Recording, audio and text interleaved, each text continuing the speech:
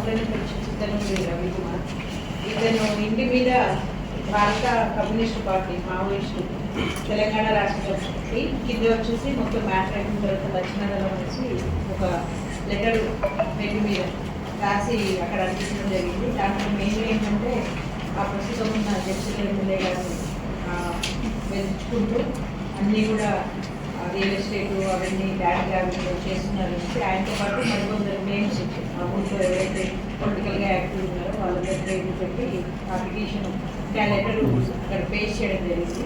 దానికి సంబంధించి మనకి 10 రోజు కంప్లైంట్స్ వస్తే ఇక్కడికి కేసు రిజిస్టర్ చేశాము.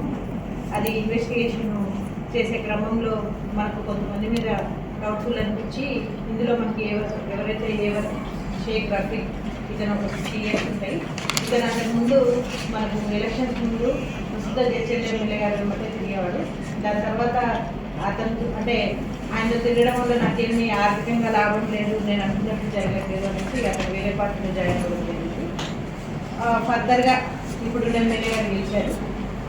అది మనసులో పెట్టుకుని అతని ఇమేజ్ని డ్యామేజ్ చేయాలి, ఊళ్ళో భయభ్రాంతికి గురి చేయాలి, ఆయన అనుచరులు కొంతమందిని అనేసి టార్గెట్ పెట్టుకొని ఈ పిటిషన్ మనకు షాద్నగర్లో ఒక ప్రింటింగ్ ప్రెస్లో ఆర్డర్ చేయించుకుని ఒక 30 లెటర్ హెడ్స్ తయారు చేసుకొని ఒక లెటర్ హెడ్ మీద ఎవరైతే రఫీక్ ఉన్నాడో ఇతనితో పాటు కుమ్మరి భగవంత్ అనేసి అతను కూడా సేమ్ విలేజ్, వీళ్ళిద్దరు కూడా ప్లాన్ చేసి లెటర్ హెడ్ మీద ఇప్పుడు ఏదైతే ఆ మ్యాటర్ ఉందో ఆ కంప్లైంట్లో మనకి 10 రోజులు రిజిస్టర్ అయిపోయారు.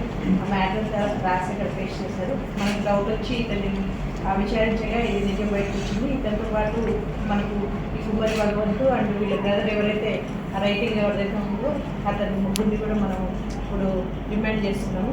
ఇది కాకుండా ఎవరి ద్వారా ప్రింట్ చేయించుకున్నాడు, ఎక్కడ ప్రింట్ చేయించుకున్నాడు, ఇంకా వేరే లెటర్స్ కూడా ఏమన్నా ఆల్రెడీ రాసి పెట్టుకున్నారా, ఇవన్నీ కూడా ఫర్దర్ ఇన్వెస్టిగేషన్ మనం పోలీస్ కస్టడీకి తీసుకొని చేయాల్సి ఉంది. Further investigation pending.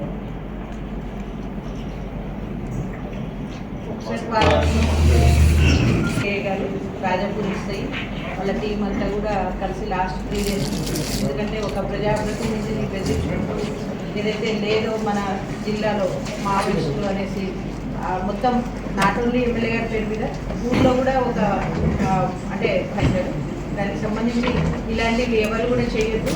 ఏ చిన్నది ఉన్నా కూడా చట్టపరంగా ఖచ్చితంగా మామూలు జిల్లా పోలీసులు చట్టపరంగా చర్యలు తీసుకుంటారు ఈ A1 ఎవరైతే ఉన్నాడో ఈ రఫీక్ మీద అంతకుముందు పరిగిలో ఒక మర్డర్ కేసు ఉంది, రాజాపూర్లో కూడా ఒక చీటింగ్ కేసు ఉంది.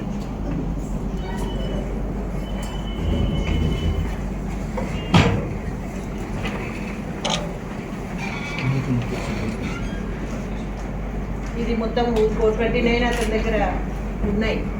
సో ఫ్యూచర్లో కూడా ఇంకా ప్లాన్ చేసే ఉద్దేశంతో ఉన్నాడని అనుకుంటున్నాం. సో ఇంకా ఫర్దర్ మనకు ఇంట్రాగేషన్లో కానీ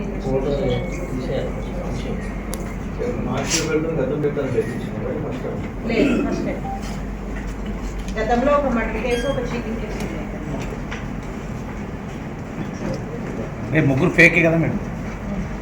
ఇంకా ముందున్నారు కదా ఈ లక్షణ దళం అని చెప్పి మన జిల్లాలో కాకుండా ఎక్కడ సైడ్ అని అసలు అది దళమే లేదు. అదే కదా చెప్తున్నారు, వాళ్ళు కావాలని ఊళ్ళో పొలిటికల్ గెయిన్ కోసం ఇదంతా రాశారు.